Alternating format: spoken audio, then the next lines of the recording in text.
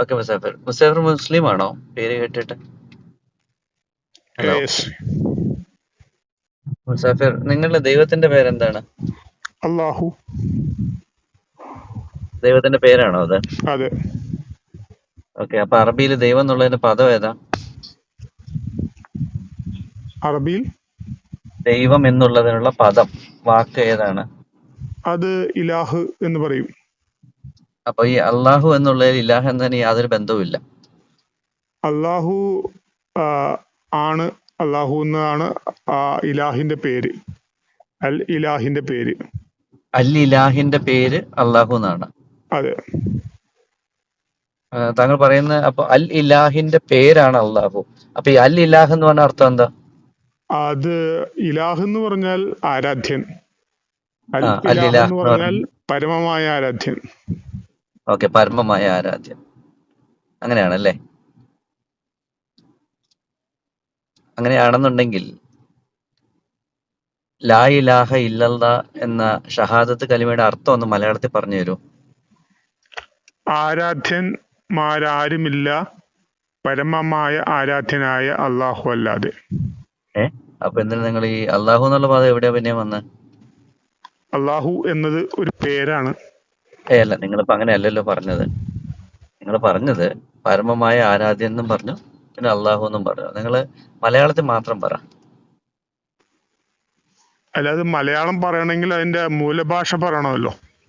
മൂലഭാഷ ഓ, പറയാതെ എങ്ങനെ അതായത് മലയാളം സത്യം പറയും? പറഞ്ഞാല് നിങ്ങൾക്ക് ഇതിന്റെ അർത്ഥം പോലും അറിയില്ല. മൂലഭാഷ ഇല്ലാതെ ഒന്നും നടക്കില്ല. മലയാളത്തിൽ അർത്ഥം പറയാൻ പോലും നിങ്ങളുടെ വിശ്വാസം നിങ്ങൾക്ക് അറിയില്ല എന്ന് പറഞ്ഞാൽ അതിൽ തെറ്റുണ്ടോ? എന്റെ വിശ്വാസം ഞാൻ പറയുന്നതാണല്ലോ. എനിക്കറിയാവുന്ന രൂപത്തിൽ ഞാൻ പറയുന്നു. അതെ, അപ്പൊ താങ്കളുടെ വിശ്വാസം താങ്കൾ ഞങ്ങൾക്ക് പറഞ്ഞു തരികയാണ്. ഞാൻ മലയാളത്തിൽ ചോദിക്കുകയാണ്, ഷഹാദത്ത് കലിമയുടെ മലയാളം എന്താണ്? അത് ഞാൻ താങ്കളോട് പറഞ്ഞല്ലോ. അള്ളാഹു ഇല്ല, അല്ലാതെ താങ്കൾ തെറ്റിച്ചു. മറ്റൊരു ആരാധ്യനില്ല. അതെ, പിന്നെ ചോദിച്ചു. അപ്പൊ അള്ളാഹു എന്നുള്ളതിന്റെ മലയാളം പറയും. അള്ളാഹു ഒരു പേരാണ്. ഇപ്പൊ അങ്ങനെയായോ? നിങ്ങൾ അതല്ലല്ലോ ഇത്രയും നേരം പറഞ്ഞുകൊണ്ടിരുന്നത്. നിങ്ങൾ പറഞ്ഞത് പരമമായ ആരാധ്യൻ എന്തോ എന്ന് പറഞ്ഞല്ലോ. ആ പരമമായ ആരാധ്യന്റെ പേരാണ് ഞാൻ പറഞ്ഞത്. ഓക്കെ, പരമമായ ആരാധ്യന്റെ പേരാണ് അള്ളാഹു അല്ലേ? അതെ. Okay, thank you. അപ്പൊ അള്ളാഹു എന്ന പേരാണ് നിങ്ങളുടെ ദൈവത്തിന്റെ പേര്. വേറെ ഒരു രീതിയിലും അള്ളാഹു അറിയപ്പെടാറില്ല. അള്ളാഹു എന്നതാണ് ദൈവത്തിന്റെ പേര്. ആ ദൈവത്തിന്റെ പേരിൽ അനേകം ഗുണവിശേഷണ നാമങ്ങളുണ്ട്. റഹ്മാൻ, റഹീം, അങ്ങനെ അനേകം ഗുണവിശേഷ ഓക്കെ, നാമങ്ങളുണ്ട്. ഗുണവിശേഷങ്ങൾ അവിടെ ഇരിക്കട്ടെ. പേര് അള്ളാഹു എന്ന് തന്നെയാണ്. അതെ. ആ ദൈവത്തെ മാത്രമേ നിങ്ങൾ ആരാധിക്കത്തുള്ളൂ. അതെ. Thank you. അങ്ങനെയാണെങ്കിൽ അള്ളാഹു എന്ന പദം ആദ്യമായി ഉപയോഗിച്ച കാലം, പുസ്തകം ഏതാണ്? അതിനെ കുറിച്ച് ഞാൻ എന്തിന് അന്വേഷിക്കണം? നിങ്ങളുടെ ദൈവത്തിന്റെ അടിസ്ഥാനം അറിയാൻ വേണ്ടിയിട്ട്, നിങ്ങളുടെ ദൈവം എപ്പോഴാണ് ഉണ്ടായത് എന്നറിയാൻ വേണ്ടിയിട്ട്. അല്ല, അള്ളാഹു എന്ന പദം ആദ്യമായിട്ട് ഉണ്ടാകാനായിട്ട് ഉണ്ടാകുക എന്ന് പറഞ്ഞാൽ അത് സൃഷ്ടിയല്ലേ? അതെ, അള്ളാഹു എന്ന പദം ആദ്യമായിട്ട് അതിന് അള്ളാഹു ആർക്കാണ് നിങ്ങളുടെ ദൈവം സൃഷ്ടിയല്ലല്ലോ. വെളിപ്പെടുത്തിയത്? അള്ളാഹു സൃഷ്ടിയല്ലല്ലോ, അള്ളാഹു സൃഷ്ടിയല്ല. സൃഷ്ടാവല്ലേ? നിങ്ങൾ എന്നാണ് അള്ളാഹു തന്നെ വെളിപ്പെടുത്തിയത് ആദ്യമായിട്ട് എവിടെയാണ്? അത് അള്ളാഹുവിനെ അറിയുള്ളൂ. സ്വയം വെളിപ്പെടുത്തിയത് എപ്പോഴാണ്? ഓ, അപ്പൊ നിങ്ങൾക്ക് അറിയില്ല. എനിക്കറിയില്ല. എനിക്കും എൻ്റെ യജമാനനും ജ്ഞാനം തുല്യമല്ലല്ലോ. അപ്പൊ പിന്നെ ഞാനെങ്ങനെ അറിയും? അപ്പൊ നിങ്ങളുടെ വിശ്വാസത്തിന് ഒരു അടിസ്ഥാനവും ഇല്ല. അള്ളാഹു ആരാണെന്നോ എപ്പോഴാണ് തന്നെ വെളിപ്പെടുത്തിയതെന്നോ. ഓക്കെ, പോട്ടെ. അങ്ങനെ പോയാൽ താങ്കൾക്ക് മനസ്സിലാകാത്തത് കൊണ്ട് നമുക്ക് അടുത്ത രീതിയിൽ പോകാം. താങ്കൾ അള്ളാഹുവിനെ അറിഞ്ഞത് എപ്പോഴാണ്, എങ്ങനെയാണ്? എൻ്റെ മാതാപിതാക്കൾ എന്നോട് പറഞ്ഞപ്പോ. ഓക്കെ, മാതാപിതാക്കൾ എന്ത് പറഞ്ഞിട്ടാണ് നിങ്ങളത് വിശ്വസിച്ചത്? എൻ്റെ മാതാപിതാക്കൾ പറഞ്ഞു, ആരാധനക്കർഹമായി ആരുമില്ല അള്ളാഹു അല്ലാതെ. എൻ്റെ അവരെന്ത് അടിസ്ഥാനത്തിൽ മാതാപിതാക്കൾ അത് പറഞ്ഞത്? പറഞ്ഞുകൊണ്ട് ഞാനത് വിശ്വസിക്കുന്നു. അവരെന്ത് അടിസ്ഥാനത്തിൽ അത് പറഞ്ഞത്? അത് എന്ത് അടിസ്ഥാനത്തിലാണെന്ന് ഞാൻ പിന്നീട് എൻ്റെ ചിന്തിച്ചിട്ടില്ല. മതപഠന കാലത്താണ് ഞാൻ അതിനെക്കുറിച്ച് ചിന്തിക്കാൻ തുടങ്ങിയത്. അവരെന്തുകൊണ്ടാണ് അത് അപ്പൊ എന്താ താങ്കൾ പറഞ്ഞതെന്ന്. പറയൂ. അല്ല, എനിക്ക് അത്ര അറിയണ്ടോ, അള്ളാഹു ദൈവമാണെന്ന് ആദ്യമായിട്ട് അള്ളാഹു വെളിപ്പെടുത്തിയത് ആർക്കാണ്? അത് നിങ്ങൾക്കറിയില്ല. അള്ളാഹുവിനെ അറിയൂ, എനിക്കറിയില്ല. ഓക്കെ. അപ്പോ ഇത് തന്നെ ഏറ്റവും വലിയ ഒരു തക്കിയാണ്. കാരണം അള്ളാഹു തന്നെ തന്നെ വെളിപ്പെടുത്തിയതായിട്ട് ഒരൊറ്റ തെളിവും മിസ്റ്റർ മുസാഫിന്റെ ജീവിതത്തിലില്ല. മിസ്റ്റർ ജെന്റിൽ മിസ്റ്റർ ജെന്റിൽ ആ, ഞാൻ പറയുന്നത് കള്ളമാണെങ്കിൽ പിന്നെ ഞാൻ എന്തിനു താങ്കളോട് സംസാരിക്കണം? ആ, ഞാൻ താങ്കൾ പറയുന്നത് കള്ളമാണെന്ന് ഞാൻ പറഞ്ഞോ? പിന്നെ നിങ്ങളിപ്പോ പറഞ്ഞ വാക്കെന്താണ്? തക്കിയ. ആ, ഞാൻ പറയുന്നത് ഞാൻ ഇവിടെ താങ്കളുടെ ഭവനത്തിൽ വന്നു, എന്നിട്ട് താങ്കളോട് സംസാരിക്കുന്നു. ആ അപ്പോൾ അപ്പോൾ താങ്കൾ പറയുന്നു ആ വന്ന അതിഥി ഒരു കള്ളനാണ്. അതെ. പിന്നെ കള്ളം എനിക്കെന്താ ഇവിടെ കാര്യം? വന്ന അതിഥി കള്ളനാണെന്നല്ല, ആ വന്ന അതിഥി പറയുന്നത് കള്ളത്തരമാണെന്ന്. ആ അതിൽ നിങ്ങൾ ശരി കള്ളൻ എന്നൊരു വ്യാഖ്യാനം ശരി ശരി ഉണ്ടെങ്കിൽ അപ്പോ അത് നിങ്ങൾ അപ്പോൾ നിങ്ങളെ പിന്നെ ബാധിച്ചേക്കും. അല്ലെങ്കിൽ നിങ്ങൾ എനിക്ക് നമുക്കിടയിൽ തെളിവ് തരണം. അല്ല, ശരി നിങ്ങൾ അപ്പൊ എനിക്ക് തെളിവ് നമുക്കിടയിൽ തരൂ. അല്ലെങ്കിൽ അനുരഞ്ജനത്തിന്റെ ഭാഷയില്ല.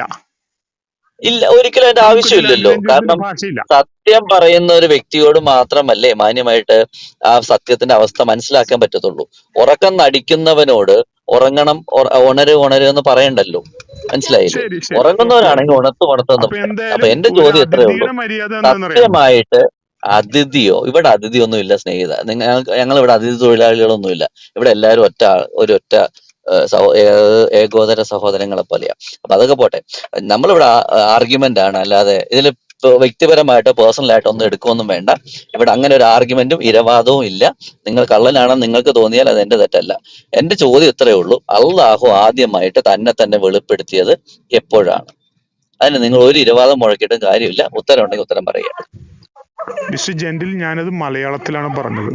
അത് എപ്പോഴാണെന്ന് ആ പറഞ്ഞു. ദൈവത്തിന് മാത്രമേ അറിയൂ, എനിക്കറിയില്ല. അപ്പൊ നിങ്ങൾക്ക് സ്വന്തമായിട്ട് ഒരു വിവരവും ഇല്ല അള്ളാഹുവിനെ പറ്റിയിട്ട്. അള്ളാഹു എന്ന പദം അല്ല ആദ്യമായിട്ട് അള്ളാഹു അല്ല വെളിപ്പെടുത്തിയത് അള്ളാഹു എന്നെ സൃഷ്ടിച്ചില്ലായിരുന്നുവെങ്കിൽ, അള്ളാഹു എനിക്ക് വിവരം നൽകിയില്ലായിരുന്നുവെങ്കിൽ എനിക്കൊരു സ്വതന്ത്രമായ അസ്തിത്വമില്ല. ആഹാ, കൊള്ളാലോ വീഡിയോ. ഒന്നുകൂടെ പറഞ്ഞ ആ സ്റ്റേറ്റ്മെന്റ്. ഞാനൊരു സൃഷ്ടി മാത്രമാണ്. എന്നെ ഓക്കെ. ഈ സൃഷ്ടാവ് സൃഷ്ടിച്ചില്ലായിരുന്നെങ്കിൽ എനിക്ക് സ്വതന്ത്രമായ ഒരു അസ്തിത്വമില്ല. എന്റെ ഓക്കെ. സൃഷ്ടാവ് ഈ എന്നെ സൃഷ്ടി സൃഷ്ടിച്ചില്ലെങ്കിൽ ഞാൻ മാത്രമായ, സൃഷ്ടിയല്ല, എനിക്ക് സ്വതന്ത്രമായ ഓക്കെ അസ്തിത്വവുമില്ല. Okay, wonderful. ഇതിന് എന്റെ ചോദ്യവുമായിട്ട് യാതൊരു ബന്ധവുമില്ല. നിങ്ങൾ എന്തോ പറഞ്ഞു എന്ന് ഞാനും കരുതുന്നുള്ളൂ. എന്റെ ചോദ്യം എപ്പോഴും പ്രസക്തമാണ്. അള്ളാഹു ആണ് ദൈവം എന്ന് നിങ്ങൾക്ക് വിശ്വസിക്കാനുള്ള ആധാരം എന്താണ്? അല്ല മിസ്റ്റർ ജെന്റിൽ, നിങ്ങൾ എന്നോട് ഞാൻ വന്നു കയറിയ മുതൽ ചില ചോദ്യങ്ങൾ ചോദിക്കുന്നു. എങ്കിൽ ഒരു ശ്ശെ, ചോദ്യം തിരിച്ചു പൊന്നെ. ചോദിക്കാൻ എന്നെ ഒന്ന് അനുവദിച്ചൂടെ?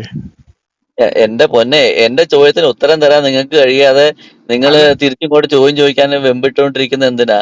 അല്ലല്ല, ഞാൻ എന്തായാലും താങ്കളുടെ ഭവനത്തിൽ വന്നു, താങ്കളോട് സംസാരിക്കുന്നു. ആ, എന്റെ അനുരഞ്ജനത്തിന്റെ ഭാഷ ഭവനമൊന്നും അല്ല ഇത്. താങ്കൾ എന്താ ഈ വലിയ ഏതാണ്ട് ഏതാണ്ട് വലിയ ഇതൊക്കെ പറയുന്ന പോലെ മര്യാദയ്ക്ക് ഒരു ഫ്രണ്ട്ലി ടോക്ക് ചെയ്യാനുള്ളതിന് ഞാൻ താങ്കളുടെ ഭവനത്തിലേക്ക് വന്നു, താങ്കൾ എനിക്ക് അത് വെള്ളം തന്നില്ല, എന്റെ കാൽ കഴുകിയില്ല എന്നൊന്നും പറയണ്ട. സൗരം മാന്യമായിട്ട് സംസാരിച്ചോളൂ, ഒരു കുഴപ്പമില്ല, ധൈര്യമായിട്ട് ഞാനും പറഞ്ഞോ. വളരെ ഇവിടെ മാന്യമായിട്ട് ആരും സംസാരിച്ചേ. പോയിക്കോളൂ, ഞാനും ഒരു വളരെ കുഴപ്പമില്ല. മാന്യമായിട്ടാ ചോദിച്ചാൽ സംസാരിച്ചത്. ഒരൊറ്റ ഞാനൊരു ഉത്തരം പറ. ഒരു വീട്ടിലേക്ക് അള്ളാഹു കയറി എന്ന ചെന്നാൽ ദൈവം, അള്ളാഹു എന്ന ദൈവം തന്നെ തന്നെ വെളിപ്പെടുത്തിയത് എപ്പോഴാണ്? അള്ളാഹു എന്നൊരു ദൈവമുണ്ട് എന്ന് ലോകത്തിന് ശരി മിസ്റ്റർ വെളിപ്പെടുത്തിയത് ജെന്റിൽ, എപ്പോഴാണ്? ഞാൻ താങ്കളോട് സംസാരിച്ചത് ഇതുവരെ അനുരഞ്ജനത്തിന്റെ ഭാഷയാണ്. ശ്ശെ, എന്റെ ഇനി പൊന്നെ. ഞാൻ എന്റെ സംസാരിക്കാൻ സഹോദരങ്ങളെ, പോകുന്നത് ഞാൻ സറണ്ടർ. എനിക്ക് ഈ പുള്ളിയോട് സംസാരിക്കാനുള്ള ഇതില്ല. പ്ലീസ്, നിങ്ങൾ അനുരഞ്ജനത്തിന്റെ കാര്യം. ഭാഷയല്ല. അനുരഞ്ജനം അനുരഞ്ജനത്തിന്റെ എന്ന് പറഞ്ഞാൽ ഭാഷയല്ല. എന്താ? ഞാനിവിടെ അനുരഞ്ജനം എന്ന് പറഞ്ഞാൽ തുടരണോ എന്താ? വേണ്ടയോ എന്ന് നിങ്ങൾ തീരുമാനിച്ചോളൂ. അനുരഞ്ജനം എന്ന് പറഞ്ഞ അർത്ഥം എന്താ? ആ, അനുരഞ്ജനം എന്താണെന്ന് മലയാളം അറിയാത്ത ഒരാളോട് ഞാൻ സംസാരിക്കാം. Tell me the meaning. അനുരഞ്ജനം പറഞ്ഞ അർത്ഥം എന്താ? ആ അനുരഞ്ജനം എന്താണെന്ന് ആദ്യം പോയി താൻ പഠിച്ചിട്ട് വാ. ഇത്രയേ ഉള്ളൂ മനസ്സിലായോ? സംസ്കാരം. ആ, താങ്കൾ മനസ്സിലായോ? എന്തിനാണ് താൻ എന്നൊക്കെ പറയാൻ തുടങ്ങിയത്? ഇത്രയല്ലേ അതാണ് ഉള്ളൂ പറഞ്ഞത്. അനുരഞ്ജനം. ഞാൻ നിന്നോട് ഞാൻ നിന്നോട് അനുരഞ്ജനത്തിന്റെ ഭാഷയിലാണ് ഇവിടെ അടിപൊളി. സംസാരിച്ചത്. മനസ്സിലായോ? നിന്നോട്.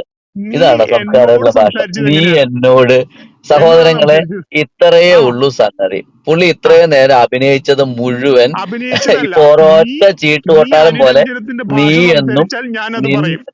നീ നീ എന്നും അസഭ്യത്തിന്റെ ഭാഷ സംസാരിച്ചാൽ ഞാനും അത് ഓക്കെ ഓക്കെ പറയും. മനസ്സിലായോ? ഓക്കെ ബൈ ആ, അപ്പൊ ബൈ ബൈ. സ്വന്തം ദൈവം മാന്യമായിട്ട് നിങ്ങൾ ആരാന്ന് സംസാരിച്ച് തുടരുന്നോ അറിയാത്തതും അതോ ഞാൻ ഇതായി ദൈവത്തിന്റെ പോണോ? വേണ്ടി കിടക്കുന്ന ഏ? പറഞ്ഞോ, കുരുട്ടി. നീ പറഞ്ഞോ. അല്ലല്ല, ഓക്കെ ഗായ്സ്, ചിരിക്കരുത് ഡൺ ഫോർ ചിരിക്കരുത് ദ ഡേ. ചി- ബൈ ബൈ ബൈ. ചിരിക്കരുത് ചിരിക്കരുത് ഒരു ചിരിക്കരുത്. സെക്കൻഡ് പ്ലീസ്, മുസാഫറെ പ്ലീസ് ഒരു സെക്കൻഡ്. അതായത് നിങ്ങൾക്ക് രണ്ടുപേർക്കും സംസാരിക്കാൻ മുന്നോട്ട് പോകാൻ കഴിയുന്നില്ല എങ്കിൽ മുസാഫർ മറ്റാരോടെങ്കിലും സംസാരിക്കാൻ ആഗ്രഹിക്കുന്നുണ്ടോ? ആരായാലും കുഴപ്പമില്ല. ഓക്കെ, എന്നാ പിന്നെ നമുക്ക് രണ്ടുപേരും കൂടെ സംസാരിക്കാം. നമ്മളന്ന് ഈ പഠിച്ചോണ്ടിരിക്കുന്ന ഓക്കെ ഓക്കെ, കൂട്ടത്തിലുള്ളതാണ്. അച്ചായൻ പറഞ്ഞു. ഓക്കെ ഓക്കെ, അപ്പം ഞാൻ സംസാരിക്കട്ടെ ജെന്റിൽ ബ്രദറെ? ജെന്റിൽ ബ്രദറെ? പുള്ളി നീന്നും ഓക്കെ നില്ലെന്നൊക്കെ ഓക്കെ വിളിച്ചു. എനിക്ക് പുള്ളിയുടെ സംസാരിക്കാൻ സംസ്കാരമില്ല സാറേ, സോറി. ഓക്കെ ഓക്കെ ഓക്കെ, നമ്മള് ആ ഭാഗത്ത് അതുകൊണ്ടാണ് ഞാൻ ഇടപെട്ടത്. ഉം. കൂട്ടുകാരെ, നിങ്ങള് ഈ പിഴയ്ക്കാത്ത സ്വഭാവത്തെ കുറിച്ച് നിങ്ങൾക്ക് വല്ലതും അറിയാമോ? അതായത് പിഴച്ചവരെന്ന് പറയുന്ന 1-ാം അധ്യായം, അതായത് ഖുർആൻ 1-ാം അധ്യായം പ്രാരംഭത്തിൽ ഇങ്ങനെ കൊടുത്തിട്ടുണ്ട്. അതിന്റെ 7-ാമത്തെ വാക്യത്തിലേക്ക് കടന്നു വരുമ്പം പിഴച്ചവരുടെ കൂട്ടത്തിൽ ഞങ്ങളെ ആക്കരുത്, ഞങ്ങളെ നേർവഴിക്കാക്കണം. അപ്പൊ ഈ നേർവഴി എന്ന് പറയുന്ന വഴിയുടെ നിബന്ധനകൾ വല്ലതും ഉണ്ടോ? അതോ അത് ഒരൊറ്റ ചിന്തയുള്ള ഏകദൈവത്തെ ആരാധിക്കണം എന്നുള്ള ഒരു ചിന്ത മാത്രമേ ഉള്ള നേർവഴിയില്ലേ? നമ്മൾ ജീവിക്കുന്ന ഈ ലോകത്ത് ജീവിക്കുമ്പം അത് ഇന്ന പ്രകാരം ജീവിക്കണമെന്ന് വേറെ ഏതെങ്കിലും നിയമങ്ങളുണ്ടോ? പറഞ്ഞോളൂ മുസാഫർ.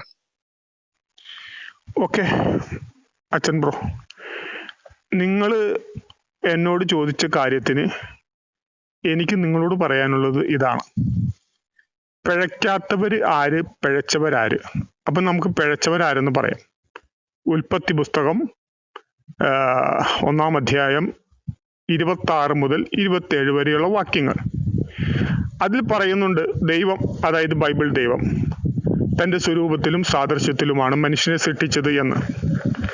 എങ്കിൽ മനുഷ്യനുള്ളതെല്ലാം ദൈവത്തിലുണ്ടാവണം, ദൈവത്തിലുള്ളതൊക്കെ മനുഷ്യനുണ്ടാവണം. ദൈവത്തിന്റെ ജെൻഡർ എന്ന് പറയാമോ? ഓക്കെ, ഞാന് ഈ എന്റെ കൂട്ടുകാരൻ കേട്ടിട്ടുണ്ടോ, ഈ ചൈനയിലും ജപ്പാനിലൊക്കെ ഹൂറികളെ സൃഷ്ടിക്കുന്നുണ്ട്, അത് കേട്ടിട്ടുണ്ടോ? അതായത് മനുഷ്യ സ്വരൂപത്തിൽ. ഞാൻ കേട്ടിട്ടില്ല. കേട്ടിട്ടില്ലല്ലോ? ശരി. ഇനി മനുഷ്യന്റെ അതേ സാദൃശ്യത്തില് മറ്റേ ഈ എന്തുവാ അതിനെന്തോ പറയുന്നത്, അലൻ ബദറെ? ഞാനത് മറന്നുപോയി പെട്ടെന്ന്. അല്ലല്ല, ഈ മനുഷ്യന്റെ അതേപോലെ ഇപ്പൊ വാർത്തയൊക്കെ വായിക്കുന്ന ഒരു ഇതുണ്ടല്ലോ, റോബോട്ടിനെ കുറിച്ച് കേട്ടിട്ടുണ്ടോ? മനുഷ്യന്റെ അതേ സാദൃശ്യം. കേട്ടിട്ടുണ്ട്. ഓക്കെ ഓക്കെ, അതിന് ഹൃദയമൊക്കെ ഉണ്ടോ? മനുഷ്യനെ പോലല്ലേ ഉണ്ടാക്കി വെച്ചിരിക്കുന്നത് ഹൃദയം? അല്ല, അതുപോലെ തന്നെ ഒരു ഹാർഡ്വെയർ ഉണ്ടാവും, ഒരു സോഫ്റ്റ്വെയർ ഉണ്ടാവും. അപ്പം ഓക്കെ, അപ്പൊ ഞാൻ ഈ വാക്യം ഒന്ന് വായിക്കാം. 26-27 ഉൽപ്പത്തി. അനന്തരം ദൈവം നാം നമ്മുടെ സ്വരൂപത്തിൽ നമ്മുടെ സാദൃശ്യപ്രകാരം മനുഷ്യനെ ഉണ്ടാക്കുക. അപ്പൊ സ്വരൂപം എന്ന് പറഞ്ഞാൽ എന്താ എന്റെ കൂട്ടുകാരൻ ചിന്തിക്കുന്നത്? സാദൃശ്യം എന്ന് പറഞ്ഞാൽ? സ്വരൂപം എന്ന് പറഞ്ഞാല് ഹാർഡ്വെയർ ആണ്, സാദൃശ്യം എന്ന് പറഞ്ഞാൽ സോഫ്റ്റ്വെയർ ആണ്. അപ്പം സ്വരൂപത്തിലും സാദൃശ്യത്തിലും സൃഷ്ടിക്കുക. അവർ മനുഷ്യനെ ഉണ്ടാക്കുക. അവർ സമുദ്രത്തിലുള്ള മത്സ്യത്തിന്മേലും ആകാശത്തിലെ പർവ്വജാതികളിന്മേലും മൃഗങ്ങളിന്മേലും സർവ്വഭൂമിയിലും ഭൂമിയിൽ ഇഴയുന്ന എല്ലാ ഇഴജാതികളിന്മേലും വാഴട്ടെ എന്ന് കൽപ്പിച്ചു. ഇങ്ങനെ ദൈവം തന്റെ സ്വരൂപത്തിൽ മനുഷ്യനെ സൃഷ്ടിച്ചു. ദൈവത്തിന്റെ സ്വരൂപത്തിൽ, ഒരു സ്വരൂപം എന്ത് ചെയ്തു? അവനെ സൃഷ്ടിച്ചു. ആണും പെണ്ണുമായി അവനെ സൃഷ്ടിച്ചു, അവരെ സൃഷ്ടിച്ചു. അപ്പൊ ഇതെല്ലാം ഒരേ സൃഷ്ടിപ്പിനകത്താണ് നടക്കുന്നത്. അപ്പൊ ഞാൻ ചോദിക്കുന്ന ഒരു ചോദ്യം, ഖുർആൻ പ്രകാരം മനുഷ്യനെ എങ്ങനെയാണ് സൃഷ്ടിച്ചത്? നിങ്ങൾ ഇത് പറഞ്ഞത് ഇത് നിങ്ങൾക്ക് മനസ്സിലായില്ല, ദൈവത്തിന്റെ സാദൃശ്യവും സ്വരൂപപ്രകാരം സൃഷ്ടിച്ചപ്പോൾ നമ്മളിവിടെ മനുഷ്യന്റെ സാദൃശ്യത്തിൽ ഒരെണ്ണം ഉണ്ടാക്കിയിട്ടുണ്ട്. അപ്പൊ ആ ഉണ്ടാക്കിയത് മനുഷ്യന്റെ സാദൃശ്യം മാത്രമേ ഉള്ളൂ. മനുഷ്യന്റെ മാംസവും മജ്ജയൊന്നും അല്ല അതിനകത്തുള്ളത്. അപ്പൊ ദൈവം തന്റെ സാദൃശ്യത്തിൽ സ്വരൂപത്തിൽ മനുഷ്യനെ ഉണ്ടാക്കി. എന്നാൽ ദൈവത്തെ കുറിച്ച് പറയുന്നത് ആത്മസ്വരൂപനായ ദൈവം. മനുഷ്യൻ അങ്ങനല്ല, ജഡം ഉള്ള സ്വരൂപത്തിലുള്ള ഒരു ാണ് മനുഷ്യനായിട്ട് പറയുന്നത്. എന്നാൽ ദൈവത്തിനുള്ളത് ആത്മസ്വരൂപൻ. ആത്മാവെന്ന് പറഞ്ഞാൽ വല്ലതും അറിയാമോ? പറഞ്ഞോളൂ. പറഞ്ഞോളൂ. ആ, അപ്പൊ ആത്മസ്വരൂപനായ ദൈവം തന്റെ സാദൃശ്യത്തിലും സ്വരൂപത്തിലും മനുഷ്യനെ ഉണ്ടാക്കി. എന്നാൽ 2:7 കടന്നു വരുമ്പോൾ, 2-ാം അധ്യായം അതിന്റെ 7 കടന്നു വരുമ്പോൾ, യഹോവയായ ദൈവം നിലത്തെ പൊടി കൊണ്ട് മനുഷ്യനെ നിർമ്മിച്ചിട്ട് അവന്റെ മൂക്കിൽ ജീവശ്വാസം ഊതി. മനുഷ്യൻ ജീവനുള്ള ദേഹിയായി, ശരീരമായി തീർന്നു. അപ്പോൾ ഞാൻ ചോദിക്കുന്ന ചോദ്യം, നിങ്ങളുടെ വിശ്വാസപ്രകാരം ഈ മനുഷ്യൻ എങ്ങനെയാണ് ഉണ്ടായത്? പറഞ്ഞോളൂ കൂട്ടുകാരൻ. അച്ചായൻ എന്നോട് ഇങ്ങോട്ടൊരു ചോദ്യം ചോദിച്ചു. അതിനു മുമ്പ് ഞാൻ അച്ചായനോട് അങ്ങോട്ടൊരു ചോദ്യം ചോദിച്ചായിരുന്നു. അതായത് ദൈവത്തിന്റെ ജെൻഡർ എന്താണെന്ന്. അതൊന്ന് അച്ചായൻ പറയാമോ? ഏത് ദൈവത്തിന്റെ? അതായത് ദൈവം തന്റെ സ്വരൂപത്തിലും സാദൃശ്യത്തിലുമാണ് മനുഷ്യനെ സൃഷ്ടിച്ചതെന്ന് ബൈബിൾ രേഖപ്പെടുത്തി വെക്കുമ്പോൾ മനുഷ്യനുള്ള ജെൻഡറൊക്കെ ദൈവത്തിൽ ഉണ്ടാവണമല്ലോ. അങ്ങനെയാണെങ്കിൽ ദൈവത്തിന്റെ ജെൻഡർ അതെ, സാദൃശ്യമല്ലേ ഉള്ളു കൂട്ടുകാരാ, സാദൃശ്യമല്ലേ ഉള്ളത്. സാദൃശ്യം എന്ന് പറഞ്ഞപ്പോ മനസ്സിലായില്ലയോ? അതായത് ഒരു റോബോട്ടിനെ മനുഷ്യന്റെ സാദൃശ്യത്തിൽ ഉണ്ടാക്കി എന്ന് പറഞ്ഞപ്പോ നിങ്ങൾ എന്താ വിചാരിച്ചത്? അതിനകത്ത് മനുഷ്യന്റെ മാംസവും മനുഷ്യന്റെ ഹൃദയവും മനുഷ്യനുള്ള കണ്ണും ഇതെല്ലാം ഉണ്ടെന്നാണോ? സാദൃശ്യം എന്ന് പറഞ്ഞാൽ എന്താണ്? സ്വരൂപം.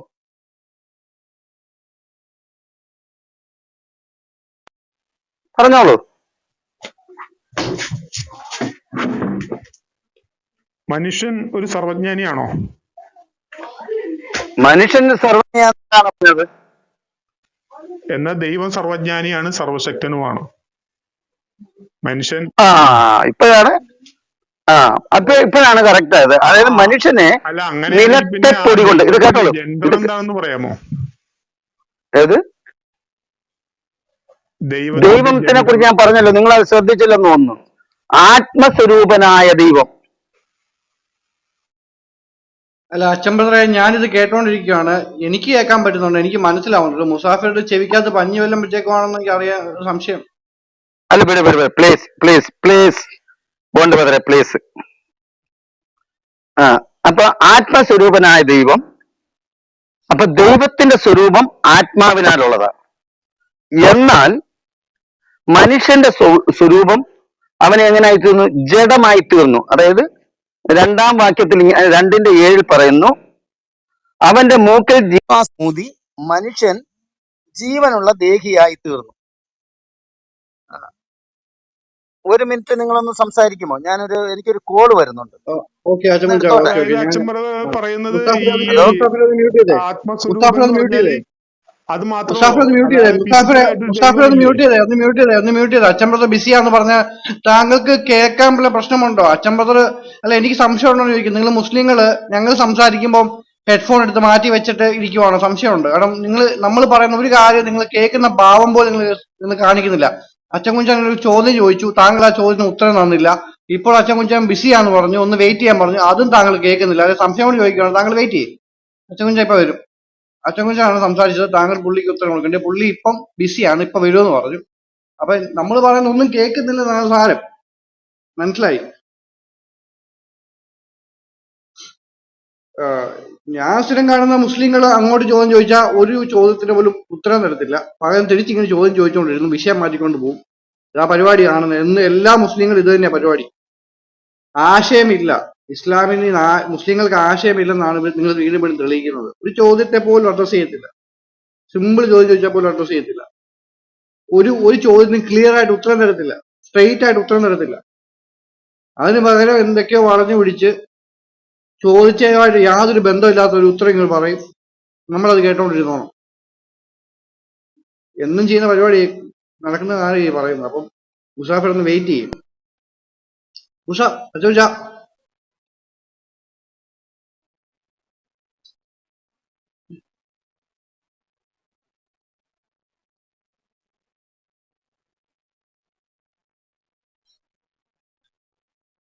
മിയ ഞാൻ കിണറ്റിലെ തവള എന്തെങ്കിലും ആയിക്കോട്ടെ.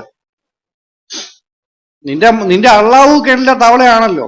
അത് ഖുറാൻ വായിച്ചാൽ മനസ്സിലാവും. ചെളിക്കുണ്ടിൽ ഭൂമി അസ്തമിക്കുന്നതും പിന്നെ മനുഷ്യന്റെ മുതുകല്ലിൽ നിന്നാണ് ബീജവും ശുക്ലവും വരുന്നതെന്നും ഒക്കെ എഴുതി വെച്ചേക്കുന്ന നിങ്ങളുടെ ഗോത്രദൈവ അള്ളാഹു ആണ് കിണറ്റിലെ തവള. ഹലോ, ഒരു വിവരമില്ലാത്ത ഒരു ഗോത്രദൈവം. ഓക്കെ പോണ്ട മെസ്സേജിന്റെ പുറകെ പോണ്ട പ്ലീസ്. വേണമെങ്കിൽ ആ മെസ്സേജ് അങ്ങ് ഡിലീറ്റ് ചെയ്താലും മതി. അതിന്റെ പുറകെ പോകണ്ട. നമ്മള് മുസാഫറിന്റെ അടുത്ത് സംസാരിക്കാം. മുസാഫർ, അപ്പം ഞാൻ യഹോവയായ ദൈവം, ആത്മസ്വരൂപനായ ദൈവം. ദൈവത്തിന്റെ സ്വരൂപം എങ്ങനെ ഏതിലാണ്? ആത്മസ്വരൂപൻ, ആത്മാവിലുള്ള സ്വരൂപം. എന്നാൽ മനുഷ്യൻ അങ്ങനല്ല. അവന്റെ മൂക്കിൽ ജീവശ്വാസം ഊതിയപ്പോൾ അവൻ ജീവനുള്ള ദേഹി, ശരീരമായി തീർന്നു, മാംസ ശരീരം. ഇതിൽ ഞാൻ പറഞ്ഞത് എന്തെങ്കിലും മനസ്സിലായോ?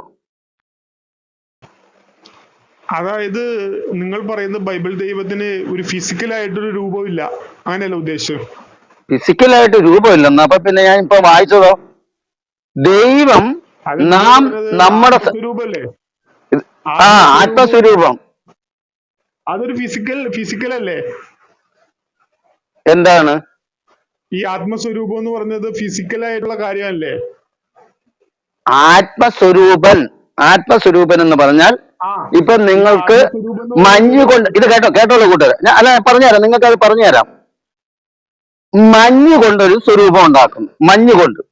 അതായത് ഈ ഐസ് കട്ട കൊണ്ട് ഒരു സ്വരൂപം ഉണ്ടാക്കുന്നു. അപ്പൊ അത് സ്വരൂപമല്ലേ? ഐസ് കട്ടയിൽ ഒരു സ്വരൂപം. ദൈവം തന്റെ സാദൃശ്യത്തിലും സ്വരൂപത്തിലും മനുഷ്യനെ സൃഷ്ടിച്ചു.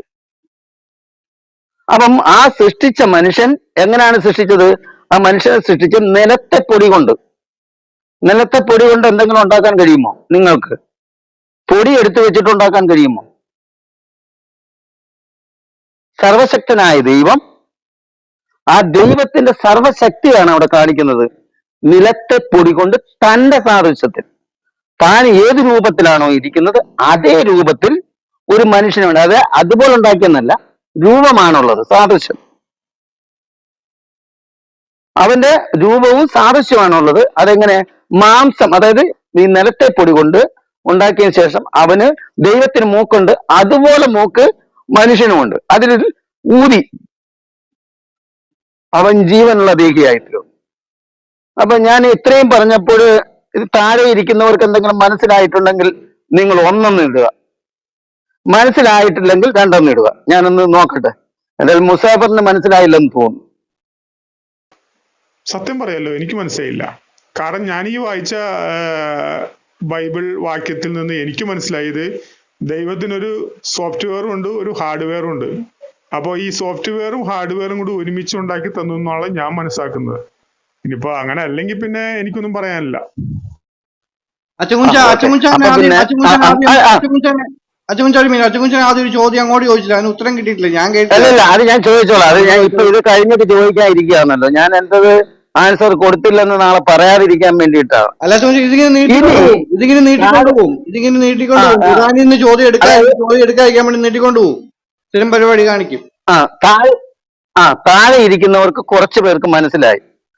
അതായത് തന്റെ സാദൃശ്യത്തിലും സ്വരൂപത്തിലും എന്ന് പറഞ്ഞത് താൻ ഏത് രൂപത്തിലിരിക്കുന്നു ആ രൂപത്തിലും ആ ഒരു സാദൃശ്യത്തിലുമാണ് മനുഷ്യനെ നിലത്തെ പൊടി കൊണ്ട് എന്ത് ചെയ്തു? അവനെ ഉണ്ടാക്കിയിട്ട്, അതായത് മനുഷ്യന് ഒരു അതേ നമ്മുടെ രൂപത്തിലുള്ളതിനെ ഉണ്ടാക്കണമെങ്കിൽ ചിലപ്പോ കാന്തം കൊണ്ട് ചിലപ്പോ ഉണ്ടാവും. കാന്തത്തിന്റെ പൊടി എടുത്തു വെച്ചിട്ട് അങ്ങനെ ഒരു രൂപം ഉണ്ടാക്കിയ. പക്ഷെ നിലത്തെ പൊടി എന്ന് പറഞ്ഞാൽ മനസ്സിലായല്ലോ, ആ തൂക്കുമ്പോ പാറി കിടക്കുന്ന പൊടി കൊണ്ടുണ്ടാക്കിയെന്നാ പറഞ്ഞത്. അപ്പം സർവശക്തനായ ദൈവം തന്റെ സാദൃശ്യത്തിലും സ്വരൂപത്തിലും നിലത്തെ പൊടി കൊണ്ട് മനുഷ്യനെ ഉണ്ടാക്കിയിട്ട് അവന്റെ മൂക്കിൽ ജീവശ്വാസം ഊതിയപ്പോൾ അവൻ ജീവനുള്ള ദേഹിയായി തീർന്നു.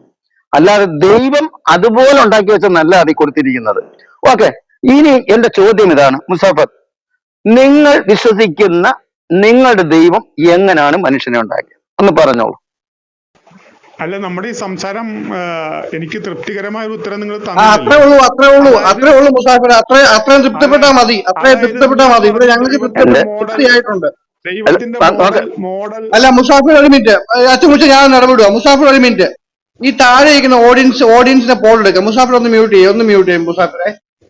അച്ഛൻ കുഞ്ചാൻ പറഞ്ഞ ഈ ഉത്തരം താഴെ ഇരിക്കുന്ന ഓഡിയൻസിന് തൃപ്തിയായെങ്കിൽ ഒന്നെന്നിടുക, തൃപ്തി ആയില്ലെങ്കിൽ രണ്ടെന്നിടുക.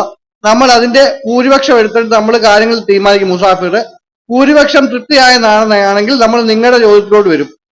തൃപ്തി ആയില്ല ഭൂരിപക്ഷം എന്ന് വരുവാണെങ്കിൽ അച്ഛൻ കുഞ്ചാൻ ഒന്നുകൂടെ റിപ്പീറ്റ് ചെയ്യുന്നതായിരിക്കും ഉത്തരം. ഞങ്ങൾക്ക് തൃപ്തിയായിട്ടുണ്ട്, മുസാഫിർ തൃപ്തി ആവത്തില്ല, അത് നമുക്കറിയാം. മുസാഫിർ അല്ല, എല്ലാ മുസ്ലിങ്ങൾക്കും ഉത്തരം കൊടുത്താൽ തൃപ്തി ആവത്തില്ല. അതുകൊണ്ട് മുസാഫിർ ഒന്ന് വെയിറ്റ് ചെയ്യേ. താഴോട്ട് നോക്കുക, 1 1 1 എല്ലാം ഒന്നാ വരുന്നത്. അപ്പം നമ്മൾ അത് കൺക്ലൂഡ് ചെയ്യുവാണ്. അപ്പൊ മുസാഫിന്റെ ചോദ്യത്തിന് ഉത്തരം അച്ചൻകുഞ്ചാൻ തന്നു. അച്ചൻകുഞ്ച ആ ചോദ്യം ഒന്നുകൂടി ചോദിച്ചാൽ അച്ചൻകുഞ്ച മുസാഫിറിനോട്. ആ അതായത് അതായത് മുസാഫറെ എന്നോട് ചോദിച്ച അതേ ചോദ്യം ഞാൻ തിരിച്ചു ചോദിക്കുകയാണ്. നിങ്ങൾ വിശ്വസിക്കുന്ന ദൈവം എങ്ങനെയാണ് മനുഷ്യനെ സൃഷ്ടിച്ചത്? അതായത് ഈ മനുഷ്യനിൽ ആണിനെയാണോ പെണ്ണിനെയാണോ ആദ്യം സൃഷ്ടിച്ചത്? ഓക്കെ, തുടങ്ങിക്കോളൂ കൂട്ടുകാരൻ, തെളിവുകൾ കൂടി തരണേ. അച്ചൻകുഞ്ച ഒരു കാര്യം ഒന്ന് പറഞ്ഞോട്ടെ. ഇപ്പം മുസാഫിർ അച്ചൻകുഞ്ചാൻ ചോദിച്ചപ്പോ അച്ചൻകുഞ്ചാൻ അറ്റ്ലീസ്റ്റ് ഉത്തരം പറയുകയും ചെയ്തു. നിങ്ങൾക്ക് തൃപ്തിപ്പെട്ടില്ലെങ്കിൽ ഉത്തരം പറഞ്ഞിട്ടുണ്ട്. അപ്പൊ നിങ്ങളോട് ചോദിക്കുന്ന ചോദ്യത്തിന് ഉത്തരം, എന്തെങ്കിലും ഒരു ഉത്തരം പറഞ്ഞാൽ കൊള്ളായിരിക്കും. ഞങ്ങൾക്ക് തൃപ്തിപ്പെടാതിരിക്കും, അത് വേറെ കാര്യം. നിങ്ങൾ ഉത്തരം പറയാൻ ശ്രമിക്കുകയും ചെയ്യും. മുസാഫിർ ഒന്ന് പറ ഉത്തരം. ഇപ്പൊ ക്വസ്റ്റ്യൻ കേട്ടെന്ന് മുസാഫിർ ക്വസ്റ്റ്യൻ അല്ല, കേട്ടെന്ന് വിശ്വസിക്കുന്നു. എനിക്ക് അതിനുള്ള ഉത്തരം കിട്ടിയില്ല. കാരണം അത് കിട്ടിയില്ല, അത്രേ ഉള്ളൂ, ഉത്തരം അത്രേ ഉള്ളൂ. നമുക്ക് അത്ര തരാൻ ഓക്കെ പറ്റത്തുള്ളൂ. ഓക്കെ, അപ്പൊ താങ്ക് യു തിരിച്ചുള്ള താങ്ക് യു ചോദ്യം. എല്ലാവർക്കും നന്ദി. അപ്പൊ ഇത്രയും ഓടുവല്ലേ, പറഞ്ഞതിന് ഓക്കെ, ഓടി ഞാൻ പോകുന്നു. ഖുറാൻ എടുത്ത അല്ല, മുസ്ലിം ഓടും. ഓക്കെ ഓക്കെ, നിങ്ങൾക്ക് അല്ലല്ല, ഞങ്ങളെ അല്ലല്ല, പറ്റുള്ളൂ എന്ന് പറഞ്ഞാൽ പിന്നെ കൂടുതലൊന്നും പറയാനില്ലല്ലോ. ഓക്കെ, ഓടിക്ക 1 2 3 ഓഡിയോ മാർക്ക് ഗെറ്റ് സെറ്റ്. മുസാഫിർ ഓഡിയോ മാർക്ക്. ഒരു മിനിറ്റ് മുസാഫിറെ, ഈ ബൈബിൾ ചോദ്യങ്ങൾ ചോദിക്കാൻ ഭയങ്കര ആവേശം തിരക്കുവാണ്. പക്ഷെ തിരിച്ചു ചോദിക്കുമ്പോൾ നിങ്ങൾ ഈ ഓടുന്നേ? ഈ താഴെ കുറെ മനുഷ്യരിപ്പുണ്ടല്ലോ. അച്ഛൻ കുഞ്ഞാൻ പറഞ്ഞ ചോദ്യങ്ങൾ എന്തു ആയിക്കോട്ടെ, ഉത്തരം എന്തു ആയിക്കോട്ടെ, അച്ഛൻ കുഞ്ഞു പറഞ്ഞ ഉത്തരം പോയവൻ. അച്ഛൻ കുഞ്ഞാ ഇങ്ങനെയുള്ളവനെ ഈ റൂമിനകത്ത് പോലും കേറ്റരുത്, മനസ്സിലായോ? ഇനി എടാ മുസാഫിറെ നീ ഇവിടെ ഇരിക്കണ്ട, പൊക്കോ, അതാ നിനക്ക് നല്ലത്. അങ്ങനെ വരുന്നവന്മാരെ സംസാരിപ്പിക്കാൻ അനുവദിക്കരുത്. അവനെ ചവിട്ടി അപ്പോഴേ വെളിയിലൂടെ കളഞ്ഞേക്കണം, അത്രേ ഉള്ളൂ.